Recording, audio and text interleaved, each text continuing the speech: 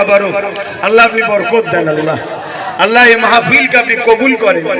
প্রতি বছরে আমার ভাইয়ের এই মাহফিল করে থাকে, আল্লাহ এই মাহফিলকে আপনি কবুল করেন আল্লাহ। আল্লাহ এদের রুজিতে বরকত দেন আল্লাহ।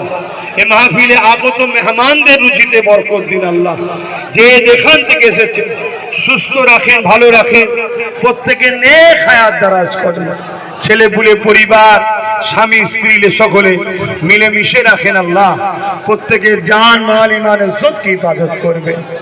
এসব সওয়াব যদি কিছু দেন, এসব মিলিয়ে সর্বপথে সওয়াব নূর নবী, দয়ার নবী, হাবিবুল্লাহ জনাবে মোহাম্মদ রাসূলুল্লাহ সাল্লাল্লাহু আলাইহি ওয়াসাল্লাম হুজুরের দরবারে নজরানা হিসেবে সওয়াবটুকু পৌঁছে দিন।